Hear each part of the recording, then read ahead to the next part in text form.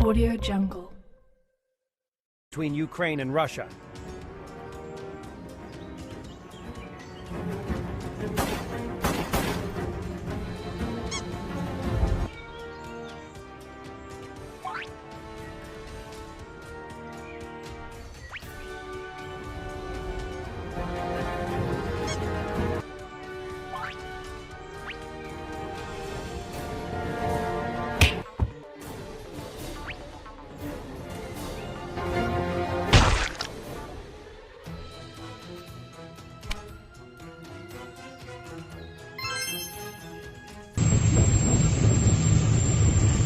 Last night, Ukraine launched an amphibious raid against Crimea for the first time. Helped by the Ukrainian Navy, special forces landed near Olenivka. They attacked Russian units there, killing occupiers and destroying equipment before withdrawing without any own casualties. Also, the state flag once again flew in the Ukrainian Crimea. The main Department of Intelligence, in cooperation with the Navy, conducted a special operation, and the goal was achieved. The special operation continues. We do not reveal all the details. There are losses among the enemy's personnel, as well as among the forces and means, says Ukrainian intelligence. Information on the number of casualties is being clarified, said Andriy Yusov, a representative of the main intelligence directorate of the Ministry of Defense of Ukraine. GUR clarified that the Ukrainian landing party landed on Cape Tarkankut, the western coast of Crimea, where the Russian air defense system was destroyed yesterday. The head of Ukrainian intelligence, Budanov, promised us that there will be surprises around Crimea, and boy, he not only delivers, but overperforms. The occupation administration of Crimea does not comment on the events, despite the mass appeals of local residents. The only message refers to supposedly destruction of munitions according to a set schedule. The fact that Ukrainian special operation forces easily penetrate Russian defense positions in a supposedly highly secured area, as in Tarkankut, is but another proof how thinly spread Russian forces are. Just like at the Wagner uprising in June 24th, Russian forces seem to be not present due to concentration of all available Russian troops in Zaporizhia Oblast, leaving literally everything else vulnerable.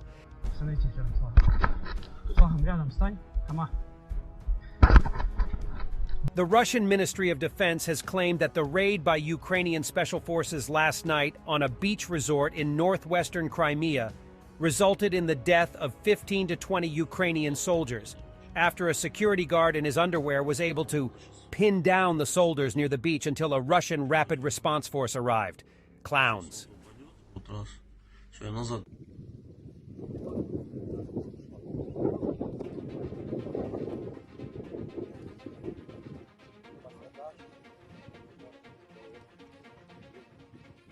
And the intelligence chief Budanov added that Ukraine's homegrown sea drones have paralyzed the activity of Russia's Black Sea Fleet and are now in mass production. 30 to 40% of them hit their target, and that's why Russian ships never go north of Sevastopol. One mighty Ukrainian sea drone exploding 100 meters from the Russian frigate Admiral Essen caused a blast so powerful it knocked the warship out of commission for 3.5 months.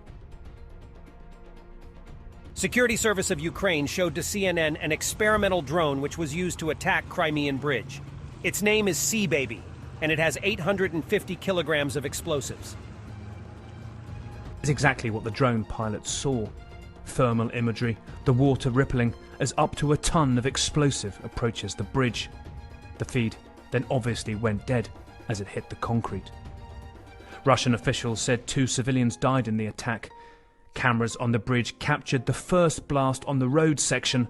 The cursor shows the drone moving in. And another on the railway tracks at about the same time. Ukraine has been coy, some officials saying these huge blasts are from, quote, unidentified floating objects. But no longer. The head of the Ukrainian security services told CNN this is just the start. Ukrainian journalist Butusov writes, "The Russian S-400 air defense system was destroyed yesterday in Crimea with the help of a modified Ukrainian R-360 Neptune cruise missile. With the help of an anti-ship missile, an extremely important part of the S-400 complex was also destroyed, the Podlet K-1 radar station, which ensured control of the air situation over the western part of the Black Sea and over the territory of the Kherson region. And let's see the other news. Victory moves nearer. The Ukrainian army has succeeded in the direction of Novodanilivka and Novoprokopivka in Zaporizhia, report Ukrainian General Staff. The Deep State channel updated its map to show Ukraine has liberated Roboatinya. They credit the 47th, 65th, 116th, 117th, 118th, 71st, 46th, 82nd Brigades, Scala Battalion, 78th Regiment, 73rd Center, and NGU 3rd and 14th Brigades that fought in the area.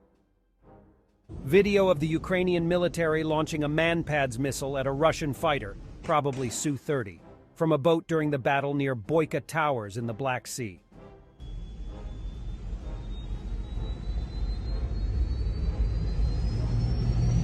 Urozhain, Donetsk Oblast, Ukrainian Su-25s provide air support, striking Russian positions in the center of town with heavyweight unguided rockets.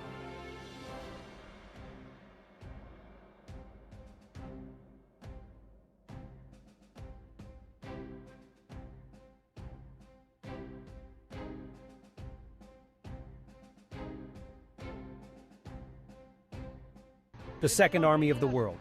It's like this. Watch until the end. Russia. A few moments later.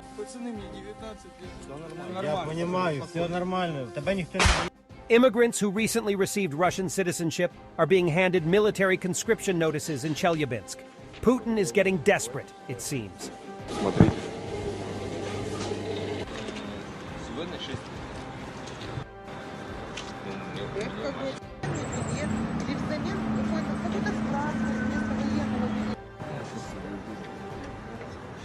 Ukraine will most likely receive 73 F-16 fighter jets, after the information that Norway will supply Kyiv with 12 fighters.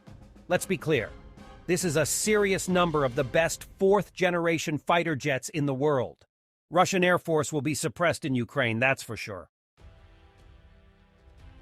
And let's end with a little bit of humor.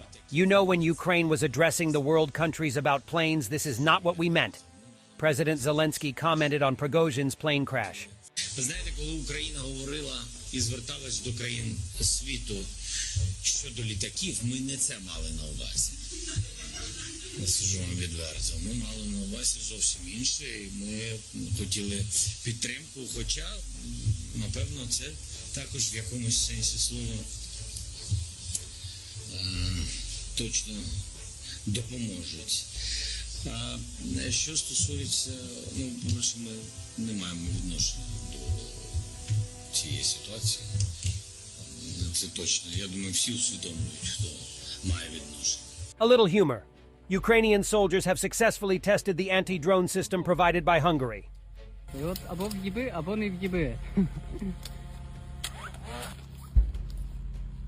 A young Russian Prigozhin fan and Wagner supporter can't stop crying on his live stream. Would be a shame if half the world saw his tears.